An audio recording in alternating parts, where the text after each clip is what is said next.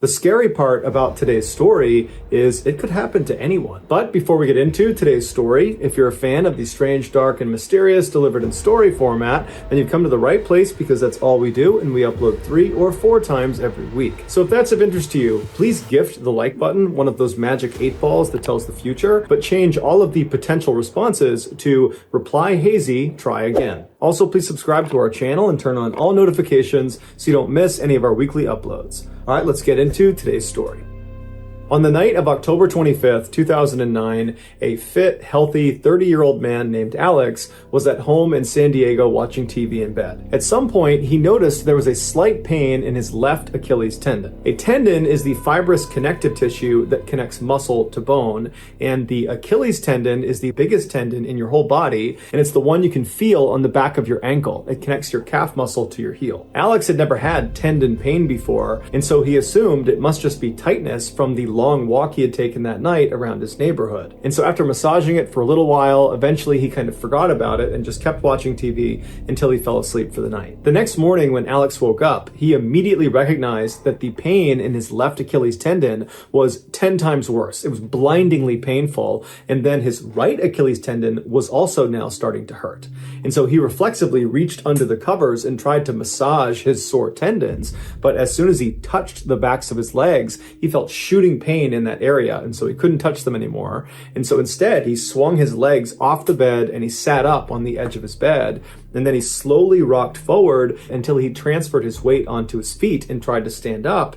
And as soon as he did, he fell to the ground because of the blinding pain in his tendons. And so he manages to pull himself back up using the bed. And then he hobbles his way out of his bedroom over to the top of the stairs. And then he grabs the railing and he carefully makes his way down the stairs. And as he's walking, it feels like the tendons are so tight, they're going to snap like a rubber band. And so he gets to the bottom of the stairs and he walks his way around into the kitchen, where he sits down and he kind of evaluates what's going on. And he thinks to himself, man, I must be developing a wicked case of tendinitis. Tendinitis is inflammation or irritation of the tendon. And so Alex grabbed his laptop, which was right in front of him. He opened it up and he began looking for ways to alleviate pain from tendinitis. And so after looking in a couple medical forums, he got up and hobbled his way over to the bathroom. He opened up the medicine cabinet and he grabbed the Icy Hot, which is a topical pain reliever. And then he hobbled his way into the first floor living room where he laid down on the couch, and then he applied a healthy amount of Icy Hot on the backs of both of his legs right over his tendons,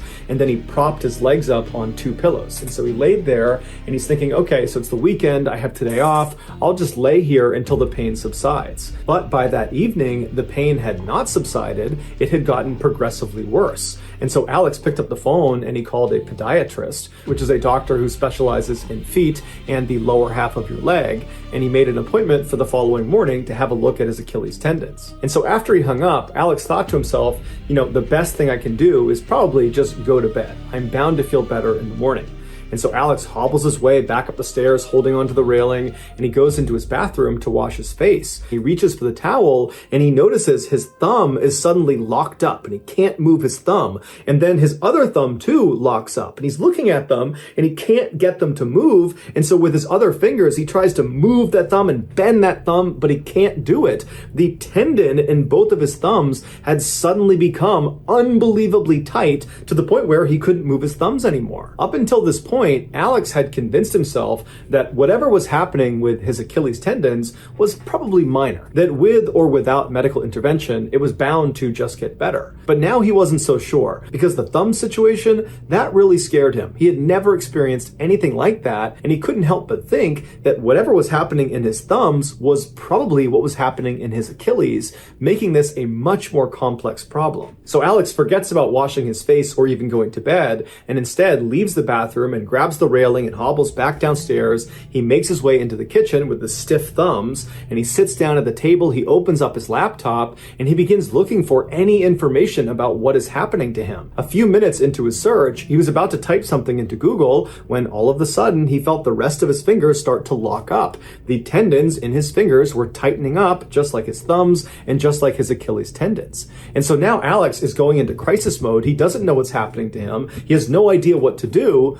But he manages to calm himself down, and he told himself, Alex, tomorrow you got a doctor's appointment. They'll know what's wrong with you. They will fix this. Everything's going to be just fine. And so despite his overwhelming urge to panic, he closes his laptop and he hobbles his way over to the stairs. He climbs up to the second floor and he goes directly into his bedroom, crawls in bed, and he goes to sleep. The next morning when he woke up, the tightness and pain in his Achilles tendons and in his hands had not gotten any worse. And that kind of comforted Alex. He's thinking, okay, we're past the worst of this. I just need to figure out what this is and then fix it. And so he crawled out of bed, he hobbled his way over to the stairs, he went down, he grabbed a quick bite to eat, and then he went outside to his car to head out to his doctor's appointment. When he got to his car, he reached for the door handle, and when he pulled on it, he felt an unbelievable surge of pain in the hand that was on the car. And when he looked down, all of the joints in that hand that had been pulling on the car, they had all separated. Like the connective tissue that kept his finger whole was no longer strong enough. So Alex screamed and he retracted his hand in horror, and when he looked at it, the joints had gone back to normal, but the pain in this hand persisted. And so on adrenaline alone, Alex managed to use his other hand and got the car door open. He went inside, and then he could barely grip the steering wheel because one hand is now wrecked and his other hand is not much better, but he managed to speed to the doctor's office. And then when he got inside, he could barely fill out the paperwork because one hand was wrecked and the other wasn't much better, so he couldn't grip the pen. But after he gave them his paperwork, the doctor finally came out and they brought him back to an exam room, and that's when Alex explained that originally it was just his Achilles tendons. That's why he had called for this appointment. But after making that appointment, not only had the pain in his Achilles gotten much, much worse, but there was also now pain and tightness in his hands, including one hand that had just fallen apart when he tried to open a door. Alex told the doctor that he had never experienced anything even remotely resembling this in his entire life. He led a very healthy lifestyle and really had no idea what could be causing this. Although he did say 10 days prior, he had finished a round of antibiotics. The drug was called Cipro, but previously he had used this drug with no issues. But as a precaution, he told the doctor because he knew one of the side effects of this drug was tendon problems. And so as a precaution, Alex had actually brought the paperwork for that drug, Cipro, and he gave it to the doctor. And so the doctor, after hearing the story, he reads through the fact sheet of this drug and he tells Alex that he doesn't think it's a side effect of the drug. He thinks Alex is showing all the signs of having an autoimmune disease like lupus or multiple sclerosis, and that he needs to go to a rheumatologist and get tested for that. And so Alex is horrified by this. He can't believe that only a couple of days ago he was totally normal, and now it felt like his whole life was falling apart. And so he left that appointment, he went out to his car, and he called a rheumatologist, and he set up an appointment for a couple of days later to get tested, and then he went home.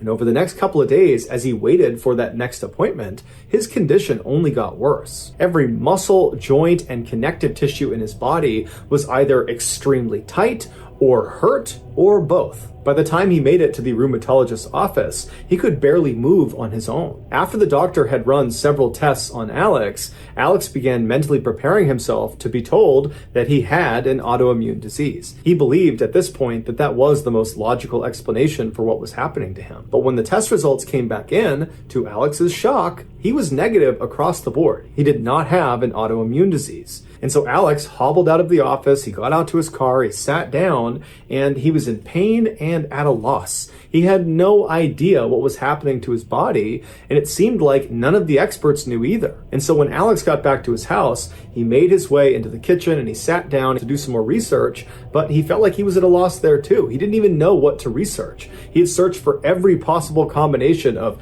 pain, tightness in your Achilles, pain, tightness in your hands and your fingers, and nothing was lining up with his experience. And so he thought to himself, even though that podiatrist ruled out the antibiotic he had taken a cycle of before he started feeling the way he was feeling, even though he ruled that out, I might as well do some more research on it because it's the one thing I can point to that was newly introduced to my life before I had all these things happen to me. And so he opened up his laptop and he typed in Cipro side effects. And what he discovered horrified him. Cipro is part of a class of antibiotics called fluoroquinolones, and while it is a very effective antibiotic, it comes with extremely severe side effects. And enough people who have taken a fluoroquinolone have suffered from these side effects that there's actually a term given to them. They are said to have been floxed. And as Alex discovered in his research, there are many online communities for these floxed individuals, many of which used to be healthy and fit,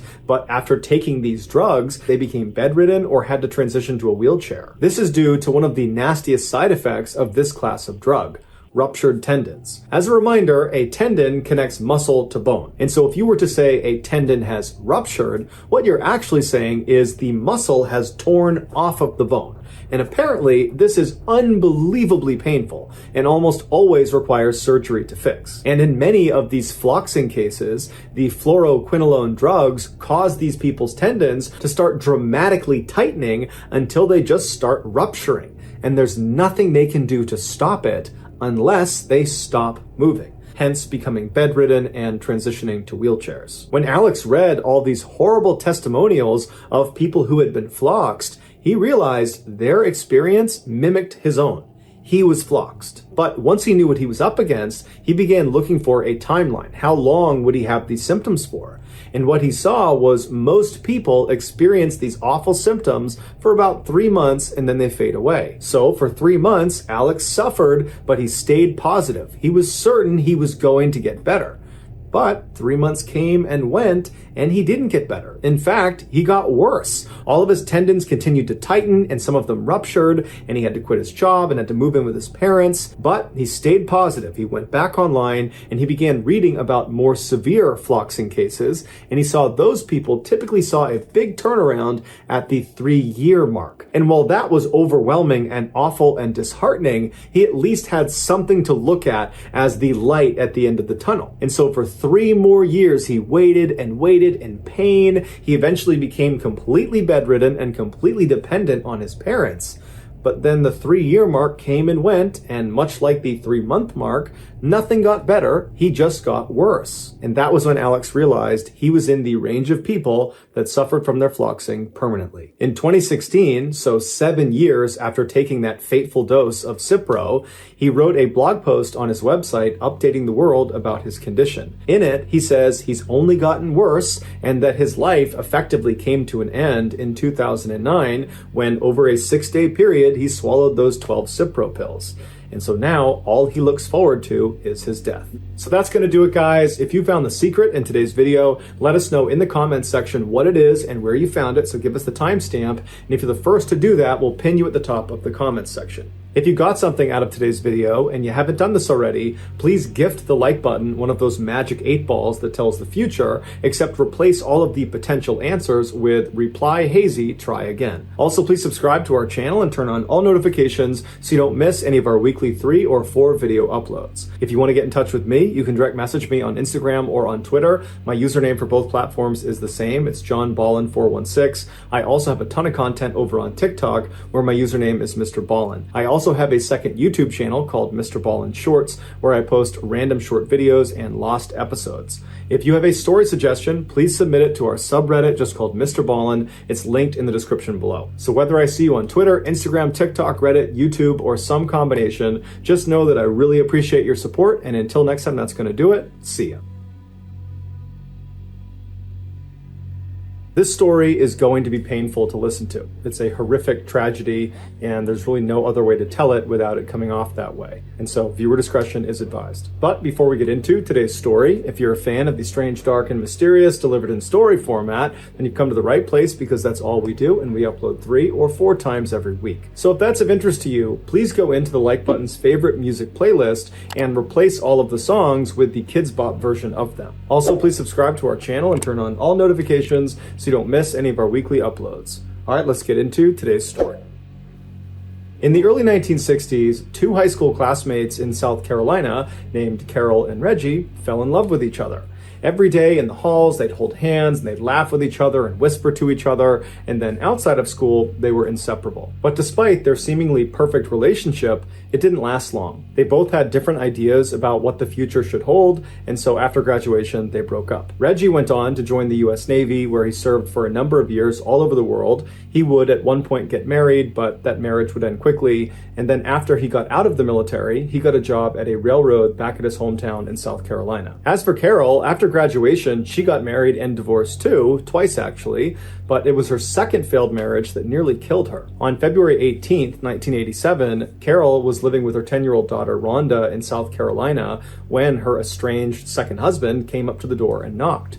Carol opened the door, and her ex-husband drew a gun and shot her 6 times in front of her daughter before turning around and fleeing. The police would later find his body inside of his car on the side of the road. He had shot himself. As for Carol, the doctors were able to save her life, but the injuries she sustained from the attack were crippling. She was blind in one eye and she had chronic pain, and so her young daughter had to start taking care of her full time. Over the next 8 years, Carol steadily improved and regained some of her independence, but in 1995, she had a huge setback. She started feeling ill, and so she went in to see a doctor, and the doctor did a blood test, and they discovered she had liver cancer. It would turn out the blood that was given to her after the attack that had been transfused into her body to save her life, it had been tainted with hepatitis C. And so she got hepatitis C without realizing it, and because it had been untreated, it led to liver cancer. Rhonda remembers when her mother came home after being given this terrible news, she just sat down and was silent for a minute, and then she just kind of muttered to herself, "I just can't get away from this man.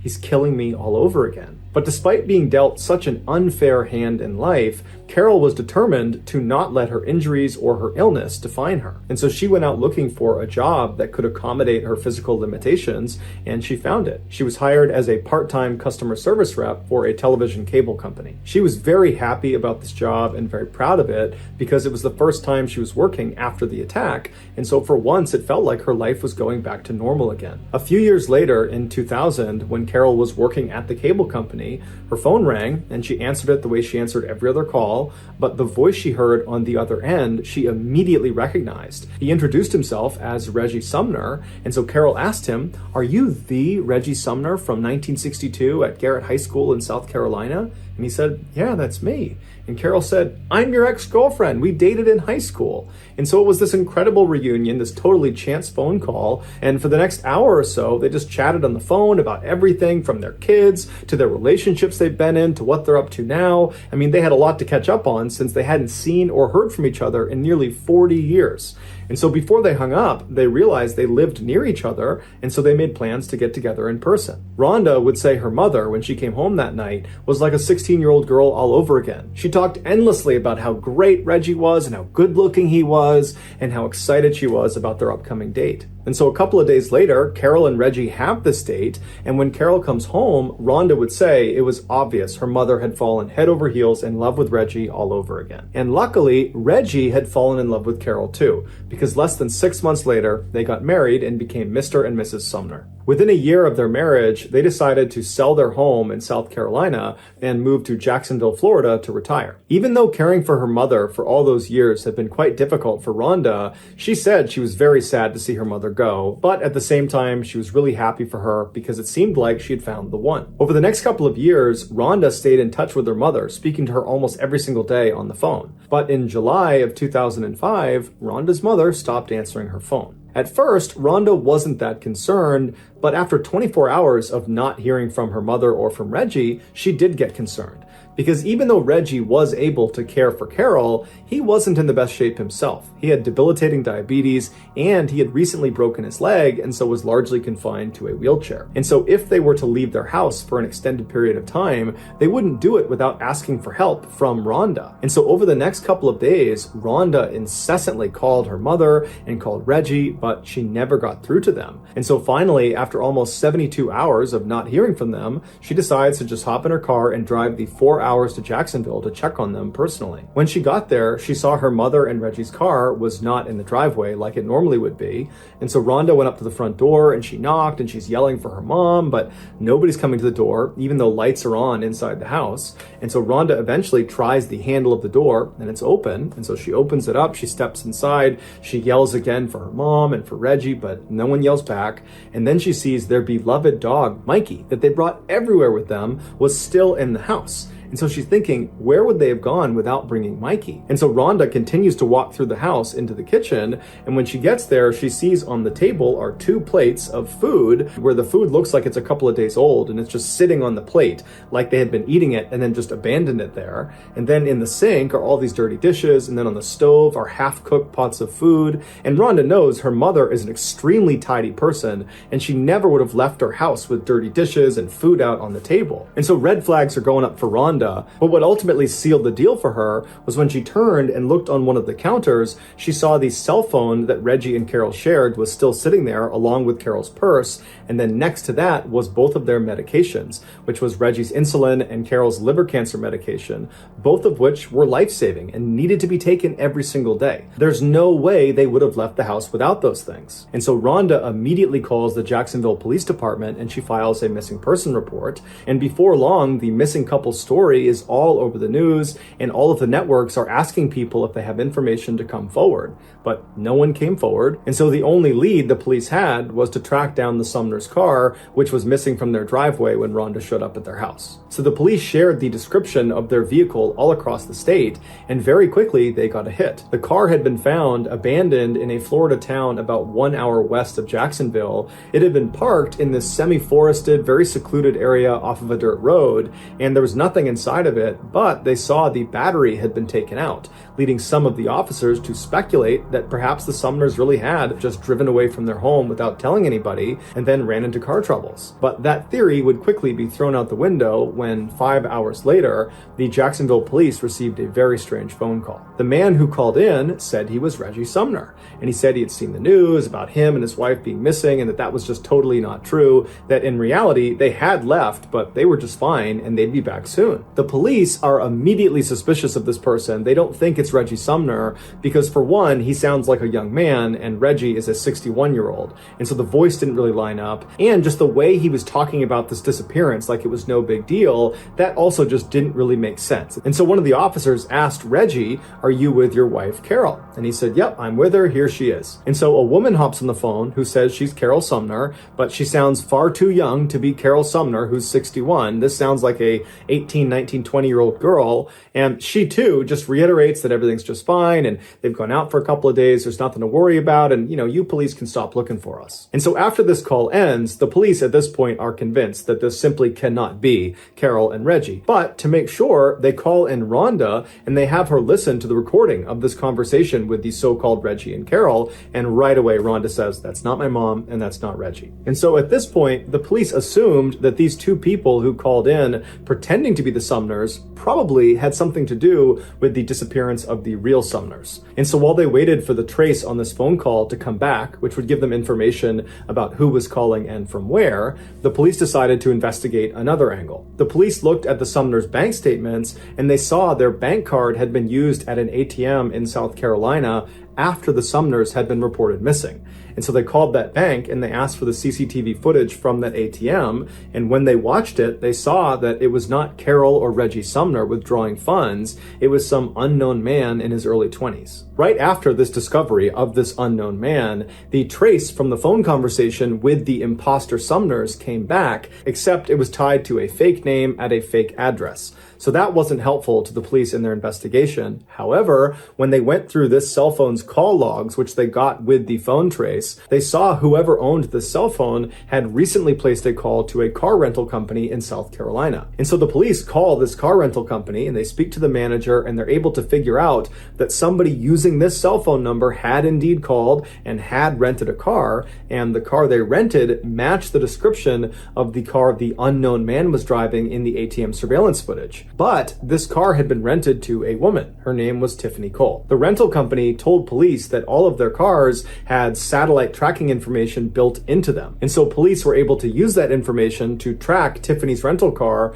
to a motel in South Carolina. The initial thought was that maybe the Sumners are being held against their will in this motel. And so very quickly, a police force was organized, and on the morning of July 14th, so 6 days after the Sumners were listed as missing, they arrive at this motel call. They go to the front desk, they find out what room Tiffany is in, they get the key, and they go up and they open the door. The Sumners were not inside. Instead, there were 3 young adults sitting there. It was 24-year-old Tiffany Cole, her boyfriend, 23-year-old Michael James Jackson, and his friend, 19-year-old Alan Wade. Also in the room were dozens of bags of recently purchased merchandise, like computers and video games and clothes and perfume, and also they discovered the key to the Sumners' vehicle and Reggie Sumner's prized coin collection. The police brought all 3 back to the police station and put them in separate rooms to be interrogated. At this point, it was obvious to police that these 3 had something to do with the Sumners' disappearance. They had all these things in the room that tied them to the missing couple. And so now the police, as they interrogated them, it was not so much about connecting them to the Sumners as much as it was about helping them find the Sumners. At first, all 3 of them either didn't talk or were totally uncooperative. But under intense questioning, Tiffany cracked a little bit. She said that they had robbed the Sumners, but nothing more. They didn't do anything else besides rob them. And there had been a 4th person involved in the robbery, 19-year-old Bruce Nixon, who was friends with Alan Wade. Bruce lived nearby, so the police quickly rounded him up and brought him in for questioning, and unlike the other 3, Bruce immediately caved. And the story he told about what happened to the Sumners brought many of the police that were involved in this investigation to tears. He said it all started with Tiffany. Tiffany used to be neighbors with the Sumners back when they still lived in South Carolina. Tiffany had a pretty rough upbringing and her father was permanently sick, and so the Sumners kind of took her under their wing and looked after her and built a very close relationship with her and kind of treated her like she was one of their daughters. Anything she needed, if she needed money, food, anything, they would give it to her. For example, in 2001, right before they left for Florida, they sold a car to Tiffany, but they sold it for basically nothing because they knew she didn't have any money and she really needed a car. 4 years later, in June of 2005, Tiffany was partying in Jacksonville, Florida with her new boyfriend, Michael James Jackson, when they got kicked out of the house they planned on staying in for the night. And so now they don't have a place to stay, they don't have any money, and that's when Tiffany remembers the Sumners had moved to Jacksonville and they would always help her out if she needed anything. And so the 2 of them drive to the Sumners' house in the middle of the night, they haven't called them,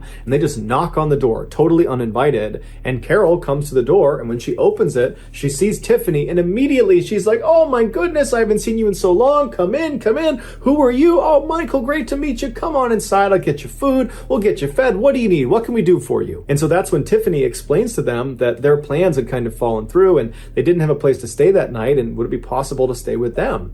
And so Carol and Reggie right away say, "Absolutely no problem. Tiffany, Michael, you guys are guests here. You're welcome. Stay as long as you want." And so that night, Carol cooked a big meal for them and they all sat down at the table. And at some point, Carol and Reggie talk about the sale of their house in South Carolina. And somehow it came up that they had made $99,000 in profit from this sale. And they were so happy about it because now they could really retire comfortably. And so as soon as they said that, Tiffany and Michael shot glances at each other because they knew they had to come back and rob them. The next morning, Carol and Reggie got up early, they made coffee and they made breakfast, and they were hoping that Tiffany and Michael would stick around for the day and spend some more time with them. But Tiffany and Michael were very quick to want to leave. They said, "Thank you very much, we got to hit the road." And so they left. And as soon as they get in the car, they start planning how they're going to come back and rob the Sumners and get their hands on that $99,000. 1 month later, on the evening of July 8th, after all robbery preparations have been made, Bruce Nixon and Alan Wade show up at the Sumner house and they knock on the door.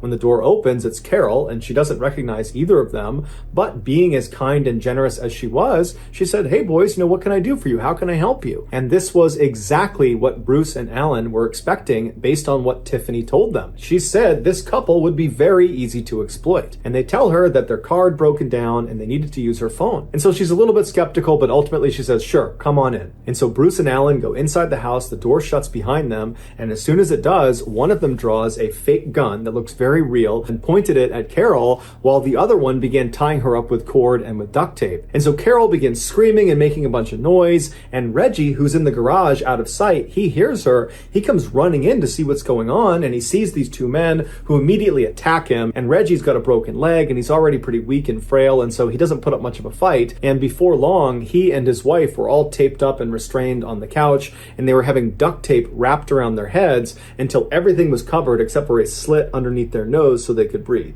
And so with the couple completely under control and at the mercy of their captors, one of the men texted Michael, who was down the road with Tiffany inside of Tiffany's rental car, and the text just said, "all clear." And what that meant was Michael could now come up and help them rob the house. And so Tiffany stays down the road in the rental car. Michael makes his way up. He goes inside, and he, Bruce, and Alan proceeded to ransack the house. And while these three men are moving room to room, taking all of their valuables, Reggie and Carol are probably thinking to themselves that, you know what, this is awful, we're getting robbed, but after they take whatever they take and they leave, we'll be fine, we'll recover.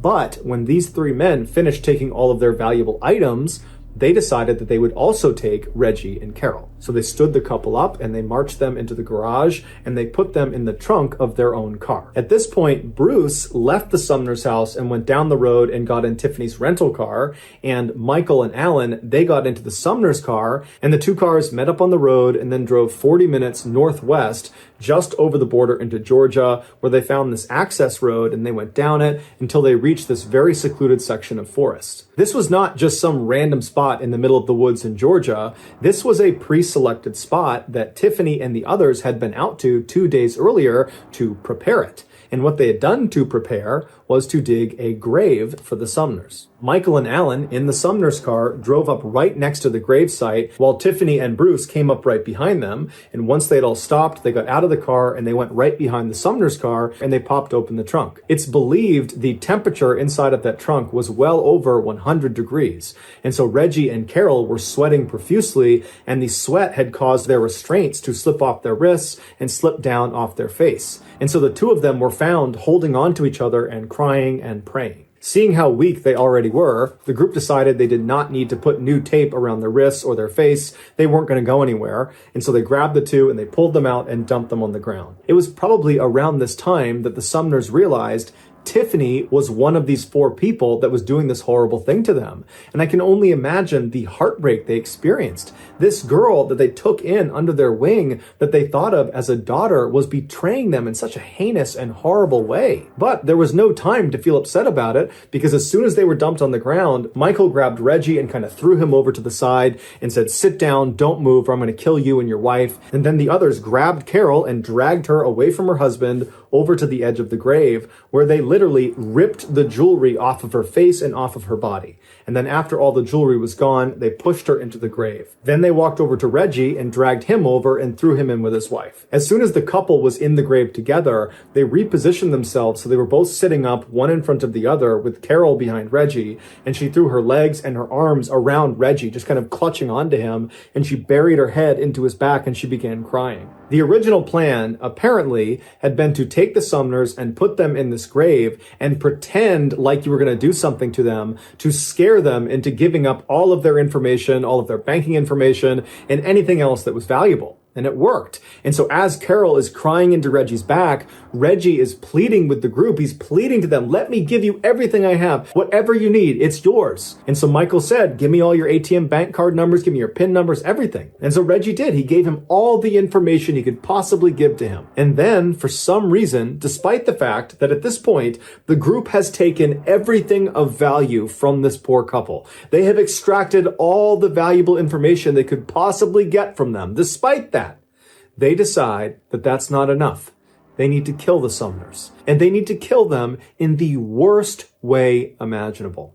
They need to bury them alive. For hours, the group slowly, shovelful by shovelful, filled in this hole with Reggie and Carol sitting at the bottom begging for their lives. But the group didn't care at all. They just kept shoveling dirt down on top of them until the dirt and mud had gotten up to their necks, and the weight of the dirt was pressing in on their chests and was making it really hard to breathe. And so as Carol and Reggie are feeling this happening to them, they can feel themselves being crushed under this weight. Their cries for help become more and more desperate, but more spaced apart, because their breathing at this point is so labored, it's so hard to get a full breath that they're conserving their air at this point. And then at some point, as the dirt crept closer and closer to their mouths, they had to tilt their heads up to try to get a good breath of air. But when they did that, they began shoveling dirt directly onto their faces, causing them to choke and gag. They're inhaling this, and it's becoming nearly impossible to catch a breath. They're dying at this point. And so finally, another layer of dirt was thrown on top of them and they disappeared under the soil.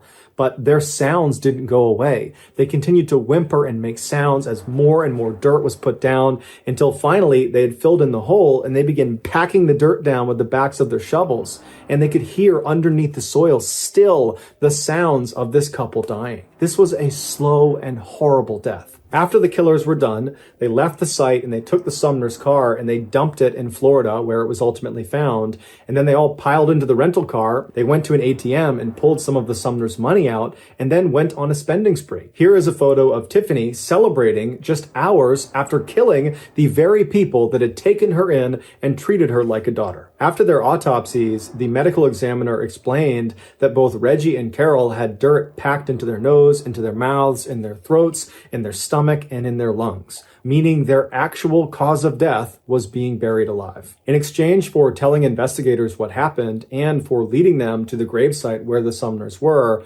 Bruce Nixon was spared the death penalty and given a life sentence. As for Michael, Allen, and Tiffany, they were all sentenced to death. So that's going to do it, guys. If you found the secret in today's episode, let us know in the comments what it is and where you found it. So give us the timestamp. And if you're the first to do that, we'll pin you at the top of the comments section. If you got something out of today's episode and you haven't done this already, please go into the Like Button's favorite music playlist and replace all of the songs with the Kids Bop versions of them. Also, please subscribe to our channel and turn on all notifications so you don't miss any of our weekly 3 or 4 video uploads. If you want to get in touch with me, you can direct message me on Instagram or on Twitter. My username for both platforms is the same. It's JohnBallen416. I also have a ton of content over on TikTok where my username is MrBallen. I also have a second YouTube channel called MrBallen Shorts where I post random short videos and lost episodes. If you have a story suggestion, please submit it to our subreddit just called MrBallen. It's linked in the description below. So whether I see you on Instagram, Twitter, TikTok, Reddit, YouTube, or some combination, just know that I really appreciate your support. And until next time, that's going to do it. See ya. Today, I have something very special to share with you. One of my former teammates from back when I was a Navy SEAL has one of the most insane stories you will ever hear. And recently, he gave me permission to share it. But before we get into his story, if you're a fan of the strange, dark, and mysterious delivered in story format, then you come to the right channel because that's all we do, and we upload 3 or 4 times every week. So if that's of interest to you, please drop a 2,000-pound JDAM on the like button. Also, please subscribe to our channel and turn on all notifications so you don't miss any of our weekly uploads. All right, let's get into today's story. In June of 2011, I had just failed a very stressful and anxiety-inducing underwater test as part of Navy SEAL training, and after I failed this test, my instructor told me to get out of the pool and go over to the corner with the other failures. And so I made my way to the edge of the pool, I climbed out, and I sulked my way to the corner where I saw my other classmates who had met a similar fate on this test. They were all sitting in the corner with their backs to the pool in neat rows. And so I was totally gassed from this test. And so when I sat down, I started dramatically breathing really loud and heaving my chest up and down to show off just how hard my test had been. And about 2 seconds into this ridiculous performance of mine, one of my other classmates who had been sitting in the corner when I showed up, a big 18-year-old kid from Wisconsin named Ephraim Matos, he immediately turned around and made eye contact with me, and through gritted teeth, he just goes, "Shut up! Everybody here is in pain." And then he turned back around. And immediately, I was actually really mad at him because he just totally publicly dimed me out in front of my other classmates. But then it dawned on me, he was right. The job we were trying out for, Navy SEAL, they're not looking for people who just feel bad for themselves all the time. And so I never forgot the lesson Ephraim Matos taught me on the pool deck that day. And I, along with everybody else in the SEAL teams, never forgot the totally insane thing that Ephraim Matos did 5 years later that was picked up by virtually every major news network at the time. Back in 2012, so about a year after our exchange on the pool deck, Ephraim and I graduated and became Navy SEALs. I was assigned to an East Coast SEAL team and he was assigned to a West Coast one. And over the next 5 years, I never saw the guy until I saw him on TV. It was mid-June 2017, and I was on base in Virginia in an office full of other Navy SEALs, and we were wrapping up for the day. I was closing my email and powering down my computer, and I noticed my phone that was sitting on the table suddenly started lighting up with all these text messages from current and former teammates. And so I grabbed my phone, and all the messages said the same thing: turn on the news. And so in this office we were in, there was always a TV that was turned to the news sitting in the corner that was on mute. And so I turned to look at this TV, and on the TV from a distance, all I can see is breaking news and Middle East. And so given our profession, news like that tended to have a direct impact on our day-to-day lives. And so I assumed all these text messages must be about whatever happened in the Middle East. And so I get up, I walk over, I grab the remote, and on my walk back to my seat, I'm turning the volume up, and everybody else in the room is turning around to watch the TV as well. And we start hearing the TV reporters talking about this group of American civilians that had gone to Iraq and taken up arms against the terrorist organization ISIS. And so as they're talking about this group of American civilians, they put on the screen an image of one of these Americans. It was this big bearded guy in his mid-20s carrying an AK-47 rifle standing behind a tank somewhere in the Middle East. And as soon as I saw that picture, I knew right away why I had gotten that flurry of text messages from current and former teammates. It's because we all know this guy. The guy on TV was Ephraim Matos. 5 years earlier, after our graduation, Ephraim checked into his first SEAL team out on the West Coast, and very quickly after he showed up, they deployed to Afghanistan. During one of their missions, Ephraim was in the back of his patrol as they walked across this huge open field as they left this village they had just been in. And so Ephraim, in virtue of being in the back of the patrol, was in charge of looking behind the unit and make sure no one was coming after them. And so Ephraim periodically would turn around and he would look and make sure no one was following them. And then at some point when he turned around, he saw two little girls that couldn't have been more than 5 and 7 years old running out of the village and start running down the road towards them. Now, earlier in the day, when Ephraim and his team had been in that village, they had found a children's backpack lying in the middle of the road. And when they went up to inspect it, it turned out to be rigged with explosives. Now, no one had gotten hurt. They had defused the explosives, but they were very weary for children's backpacks. And so as Ephraim sees these two girls running up to him, he can see they're both wearing similar style backpacks to the one they found in the road. They were suicide bombers. Ephraim began screaming at these girls to stop, go back, don't come any closer, or I'll have to shoot at you. But he could tell they weren't stopping. They were just running up the road. He could see there were tears coming down their face. They were totally upset. They were obviously innocent. They were young kids. They'd been put up to this by the Taliban. But Ephraim, because he was in the rear security of his patrol, he had to deal with them like they were threats. And so at some point when they wouldn't stop, he raised his rifle up, he flipped the gun off safe, and he put his reticle right on one of the girls, and he began applying pressure to his trigger. But right as he was about to squeeze and fire a shot, the girls just abruptly stopped. It's like they knew they were about to be shot. And they turned around and they ran back towards the village. And so Ephraim put his finger off the trigger, he flipped it back on safe, he lowered his rifle, and he breathed a huge sigh of relief. But even though he didn't have to engage these poor girls, that experience totally haunted Ephraim. In fact, of all the combat he got in on that deployment, that experience with those innocent girls had the most impact on him. How could anybody force a child to be a suicide bomber? How could anyone be that cruel? And so by the time Ephraim came back to the United States after that deployment, he had changed. That experience specifically had changed him. Even though he believed in the US government's mission over in Afghanistan and in the Middle East, he felt like he could be doing more for these poor innocent people that were just trapped inside of conflict zones like these two little girls. And so over the next few years, he began looking at different conflict zones all over the world where civilians were in the most danger. And he discovered there was one place that was killing and exploiting civilians at an unprecedented rate. And that place was Iraq, where a new terrorist organization had taken power called ISIS. So in early 2017, when Ephraim's Navy contract ran out and it was time for him to decide if he wanted to stay in the SEAL teams or get out and become a civilian, he opted to not re-enlist, so he left the military, and instead he got on social media and he contacted a foreign volunteer group in Iraq that was providing humanitarian aid to civilians. And he reached out to them and he said, "Hey, can I join you?" And of course they said, "Yes, we'd love to have a Navy SEAL come out and support us." And so just a couple of days later, Ephraim sold his house, he packed up a bag of clothes and a backpack, he grabbed his passport, and he hopped on a plane and he flew to northern Iraq all by himself. Now, before we continue the rest of the story, you need to understand just how bold this move was by Ephraim. Now, when he was a Navy SEAL, and so a member of the United States military on active duty, when he went to Afghanistan, to a war zone, he had lots of support.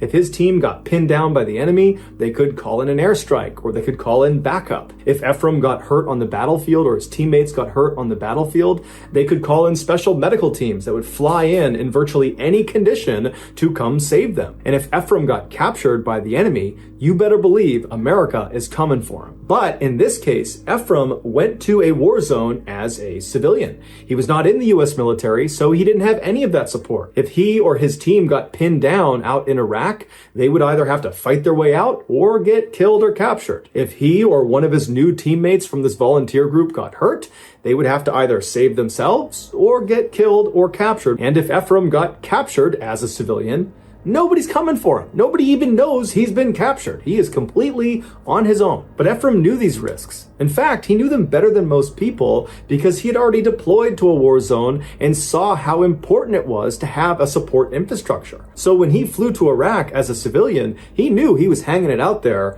but he just didn't care. He felt like he had a mission to go help these innocent people because nobody else was. When he arrived in Iraq in March of 2017, he was met at the airport by one of the guys from this volunteer group Ephraim was going out to join. He was a very muscular, tattooed American in his mid-30s who introduced himself as Sky, and he said he had been a Marine, and while he was in the Marines, he had deployed to Iraq, so he was familiar with the area. The pair hopped in a vehicle, and Sky drove them to the volunteer group's safe house in the city, where Ephraim got a chance to meet the leader of this group. It was a tough-as-nails former Army Special Forces guy in his mid-50s named Dave. And Dave, for the past several decades, had been going out to conflict zones all over the world, and he would tell Ephraim that the worst atrocities he had seen committed against civilians in any of these places was where they were right now, in Iraq at the hands of ISIS. A few days later, Ephraim, Sky, Dave, and a few other American volunteers loaded up into this convoy made up of armored ambulances, and they left the city and they headed west into the countryside towards a huge city called Mosul that 3 years earlier had been captured by ISIS. On their journey towards the city, Ephraim and the others had to pass through a number of military checkpoints. Now, most of these checkpoints were stood up by their ally, the Iraqi army.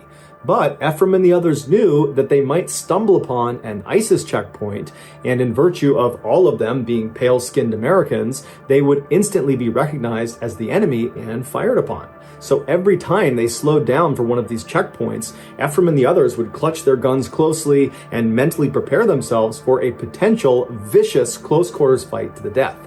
But luckily, they managed to go the entire distance all the way to the outskirts of Mosul without any checkpoint drama. And once they got there, they linked up with an Iraqi army unit that the leader of this volunteer group, Dave, had a relationship with. Over the first month that Ephraim was in country, he worked with this Iraqi army unit to help distribute food and provide medical care to civilians in and around Mosul. Then, in month 2 of his stay in Iraq, everything changed. Iraqi decision makers decided it was finally time to retake Mosul from ISIS. This was a huge military movement that required several units to work together and would take several weeks. The main Iraqi army was going to push inside of the city limits of Mosul and inch by inch reclaim territory from ISIS, while the army unit that Ephraim and his volunteer group had embedded with would be responsible for reclaiming some of the villages around Mosul that ISIS had occupied. And so suddenly, Ephraim and the rest of his volunteer group went from being humanitarian aid workers to having a direct frontline combat role with the Iraqi army. And in his first civilian combat experience,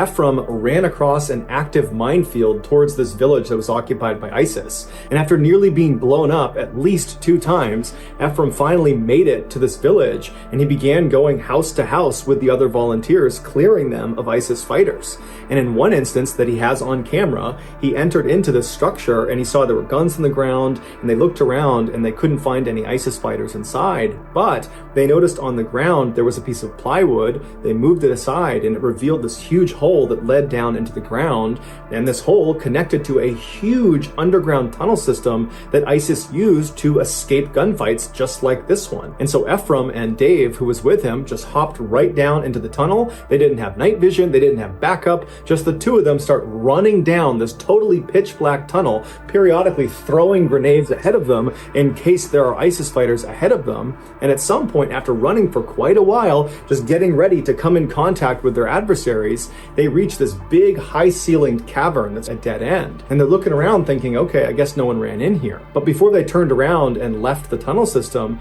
they looked up with their lights and they saw high up on the wall, dug into the wall, was another entrance to another tunnel. It looked like there needed to be a ladder to get up to this additional tunnel entrance. And so Ephraim and Dave look at each other and they're thinking, I bet ISIS fighters ran down here, there was a ladder, they climbed up and went in that entrance and then pulled the ladder up so we can't follow them. And so Ephraim and Dave couldn't do anything about it. They decide, okay, well, we'll just go out and we'll tell the Iraqi army and see what they want to do. So Ephraim and Dave, they leave this tunnel system, they go back outside, they tell the Iraqi army, and the Iraqi army brings in a bulldozer and they fill in that entrance they had found inside of the house, completely seal it up so nobody could go in or get out. And then later that night, after that village had been cleared of all ISIS fighters, they began hearing muffled explosions underground near where this entrance to this tunnel was. And what it turned out to be was ISIS fighters that realized they had been buried alive. They had snuck down there. They had used a ladder to get up into that crawl space. But when they realized they were doomed, they blew themselves up. For the next month, Ephraim and the Iraqi army unit that he and his volunteers were working with continued to periodically get into small skirmishes with ISIS in these villages outside of Mosul, but the majority of their time was spent providing humanitarian aid and medical care to civilians in the area. Then in May, their mission changed again. The other Iraqi army units that had been sent directly into Mosul a month earlier to inch by inch eradicate the area of ISIS fighters, they had done a relatively good job, but the last few ISIS fighters had been pushed up into this northern section of the city where they had bunkered down inside of these blown out concrete structures, and they were putting up an unbelievably fierce fight. So fierce, in fact, that these Iraqi army units in the city were not able to go any farther forward. They needed armored vehicles and tanks if they were going to be successful. And it just so happened the army unit that Ephraim and his volunteer group had embedded with, that had been outside of Mosul this whole time, they were an armored unit. They had armored vehicles and tanks. And they were ordered to head right into the heart of Mosul and liberate it once and for all. And so on May 4th, Ephraim and the other volunteers loaded up in their armored vehicles and they joined this huge line of dozens and dozens of tanks and other armored vehicles looking at the western side of Mosul. There was just a field between them and the city walls. And as soon as this massive convoy began moving forward towards the city just opened up on them. Heavy machine gun fire, rocket fire, mortars. It was just absolute chaos. ISIS knew they were coming, and so they were unleashing everything they had on them. And Ephraim would say, after his vehicle actually got inside of the city limits of Mosul and was on one of their roads, all these booby-trapped cars began detonating all around them, and the machine gun fire and rocket fire and mortar fire only intensified. At the same time this was happening, Iraqi civilians inside of Mosul saw this unbelievable wave of violence happening, and they began trying to flee the city. Now, ISIS had effectively kept them hostage inside of Mosul because they needed lots of civilians in and around the area because it prevented Iraq and America and other forces that were fighting ISIS from indiscriminately bombing Mosul to get rid of the ISIS presence there. And so when ISIS saw these civilians running away, they began shooting them to deter other civilians from trying to escape. And so right in front of Ephraim, as he's driving into the city, men, women, children are just being gunned down all over the place. Naturally, Ephraim and the other volunteers hopped out and tried to return fire at these ISIS shooters, but they were so well fortified in different structures, they couldn't even see them, let alone hit them. So they did the next best thing. Ephraim and the others began putting themselves out in the open to draw fire on themselves so that other nearby civilians could run to safety. And for the next 3 days, that's what they did, constantly exposing themselves and dodging bullets. And then also, when they weren't doing that, they were treating these civilians that had been wounded and other Iraqi soldiers that had been wounded. Now, to this point, Ephraim had seen combat when he was in the United States Navy as a Navy SEAL, and he'd seen combat as a volunteer with this group. But it wasn't until he got inside of Mosul that he saw just how barbaric humans can be to one another. He said he saw so much death and dying all around him that it was like his brain couldn't compute that level of barbarism. He would later write a book called The City of Death, and it was about his experience in Mosul. And he said the reason he named the book The City of Death is because that's what it felt like. Everywhere around him was just death.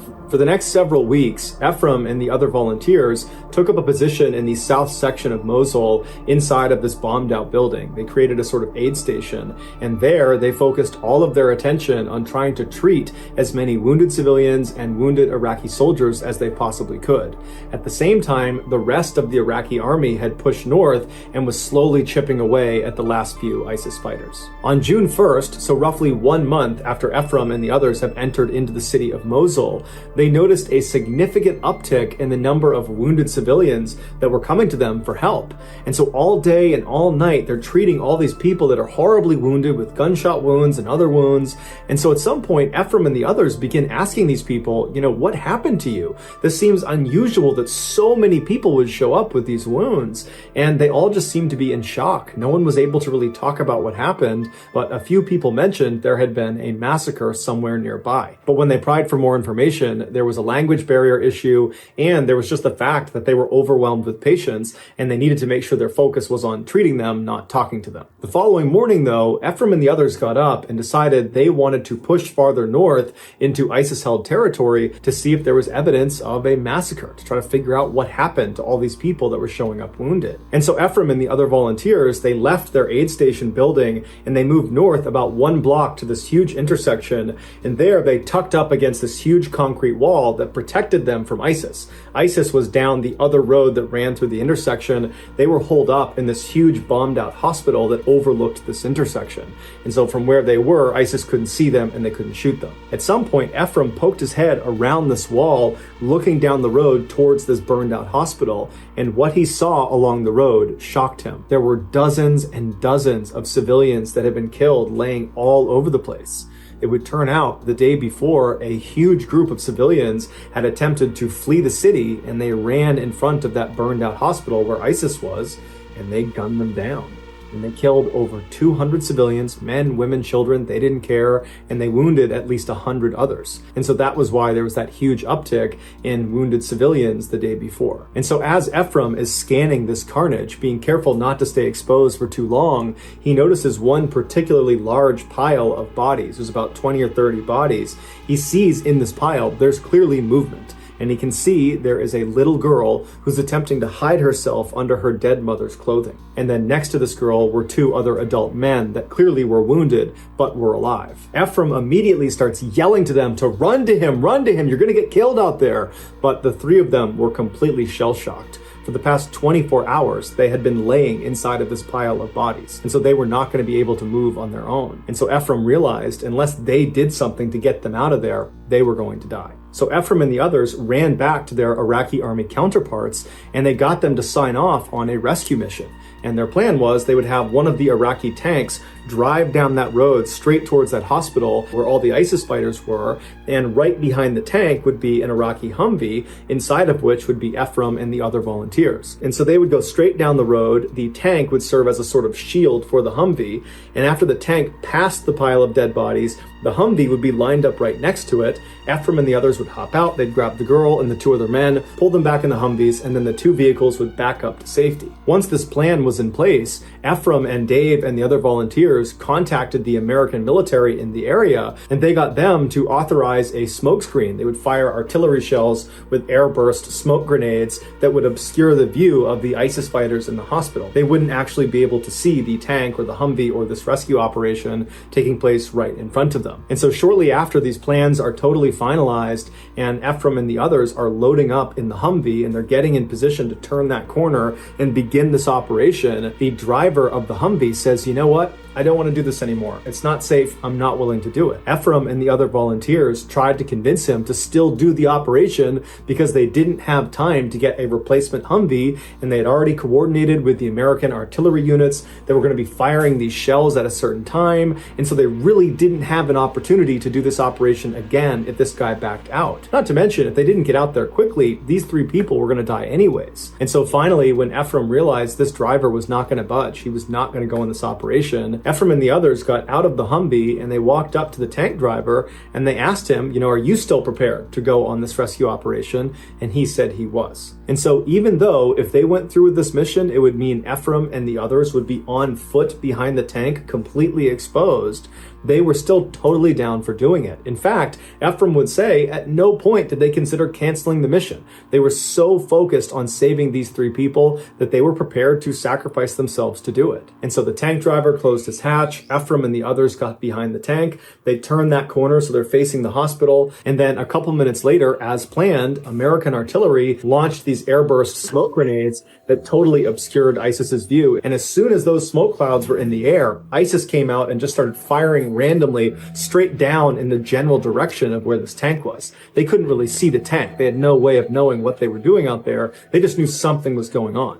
And so meanwhile, Ephraim and the others are tucked up behind this tank as it's slow rolling in, as rounds are impacting all around them, mortars start landing all around them. And it turns out there were other ISIS fighters, not just directly ahead of them in the hospital, but also off to their side in other buildings. So they were getting hit from 2 directions. Ephraim remembers as he was behind this tank trying to stay as small as he could, he began dry heaving because he was so terrified. He was completely convinced he was going to die that day. Eventually, the tank made its way just past this pile of bodies. And at that point, Ephraim actually stepped out and fired back towards ISIS in the hospital and over towards the berm to provide some cover fire, while Dave and another volunteer ran over and pulled the girl and the other 2 men out of the pile and behind the tank. The girl and one of the men were okay. They were not badly physically hurt, but the other man was badly hurt and he couldn't walk. And so thinking quickly, Ephraim and his team found a piece of sheet metal on the ground behind this tank, and they rolled him onto it and used it like a stretcher and began dragging him as the tank began moving in reverse. And so as bullets are still flying all around them, rockets are landing next to them,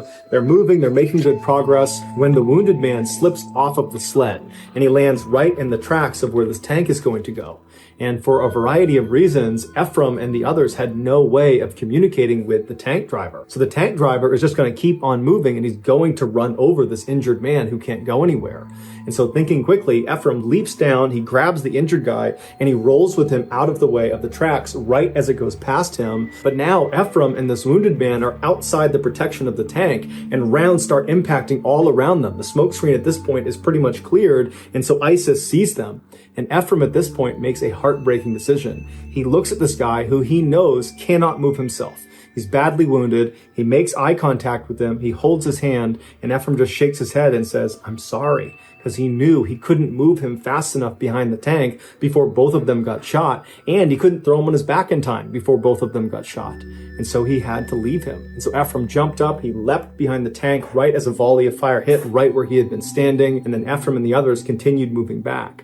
That wounded man would go on to be killed by ISIS. Only a few moments after Ephraim was back behind the relative safety of the tank, he suddenly fell to the ground and felt a pain in his right leg. He had been shot through the leg. But where he fell was right in line with where one of these tank treads were coming. But again, they can't talk to this tank, so they can't stop the tank from running him over. And so a surge of adrenaline came over Ephraim, and he leapt up onto his feet and just continued hobbling behind the tank despite this gaping hole in his leg. Eventually, they made it all the way back to that intersection where they had started, but the only way they could get back down the alleyway to safety with the Iraqi army was to run across a small segment of this street. Basically, you needed to be exposed for just a second running across. But at this point, the smoke screen was gone. ISIS knew exactly where they were, and they were waiting for them to pop out from behind that tank. And so Ephraim and the other volunteers are screaming across this gap in the road towards the Iraqi army to get them to send an armored vehicle across this road, pick us up, and bring us back across. We can't run across this gap without getting shot.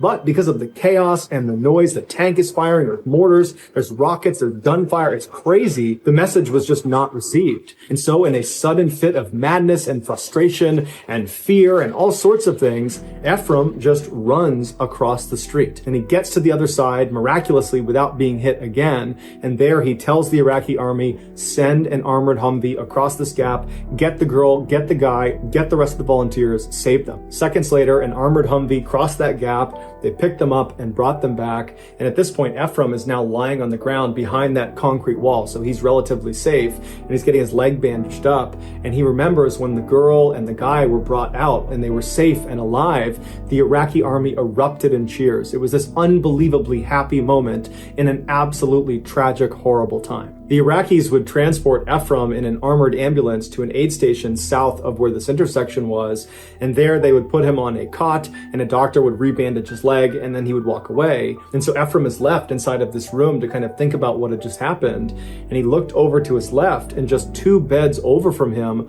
was the girl he had just nearly died saving. And she was sitting on her cot, she wasn't looking at him, she was looking straight ahead, her dark hair was matted down, and she was just kind of staring into nothingness.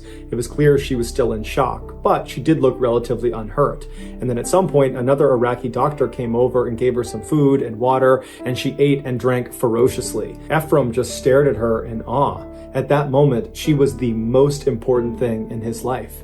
And as he's staring at this miracle child, the doctor that had given her food and water noticed him staring, and he came over to Ephraim and he just said, "Her name is Demoa, she's 4 years old, and she's going to be just fine." After the doctor had walked away, Ephraim pulled his hat down over his face and he just wept. Ephraim never had a chance to actually speak to Demoa because she was so scared of everyone around her that he decided to just give her her space. But he would later find out that she was reunited with her living family members, and today she is alive and well. After his injury, Ephraim was sent back to the United States, and it was then that he learned their rescue operation had been filmed by a guy who was there that day, documenting war crimes by ISIS. He saw this rescue operation happening and he just started filming it. After this man posted the footage online, it went viral, and before long, major news outlets all over the world were reaching out to Ephraim and the other volunteers for interviews. This was the story that me and my teammates in Virginia in that office saw in 2017, and that image we saw of Ephraim standing behind the tank with the AK-47, that was moments before he rushed out behind the tank and provided cover fire for Dave and the other to run over and grab the girl and the other 2 men. The gunshot wound that Ephraim sustained in his leg wound up being relatively minor, if you consider gunshot wounds to be minor. It did not hit an artery and it did not shatter his bone. And so after only a few months, he was more or less back to strength, and instead of just taking it easy, he was in another conflict zone in Burma, this time working with a new volunteer organization, one that he founded called Stronghold Rescue and Relief. And their mission is to protect and care for families in conflict zones. Their motto is, "The only thing necessary for the triumph of evil is for good men to do nothing." Despite being a very small organization, they are having enormous impacts all over the world, but they need our help. They rely on a small army of people who pitch in small donations every month to keep operations flowing. So if you're a fan of the strange, dark, and mysterious, please consider joining their army by supporting them on a monthly basis, just like I am. If you do, you'll not only gain my respect and admiration, you'll also get sent one of these awesome shirts with that amazing quote on the back. The link to join their army is in the description of this video. Also, if you just click on that link, it will bring you to their website and you can see the full unedited footage of their rescue mission. So that's going to do it, guys. If you got something out of today's video and you haven't done this already, please drop a 2,000-pound JDAM on the like button. Also, go support Stronghold Rescue and Relief by clicking the link in the video description. If you want to get in touch with me, you can direct message me on Instagram or on Twitter. My username for both platforms is the same. It's JohnBallen416. I also have a ton of content over on TikTok where my username is MrBallen. I also have a second YouTube channel called MrBallen Shorts where I post random short videos and lost episodes. If you have a story suggestion, please submit it to our subreddit just called MrBallen. It's linked in the description below. So whether I see you on Instagram, Twitter, TikTok, Reddit, YouTube, or some combination, just know that I really appreciate your support, and until next time, that's going to do it. See ya.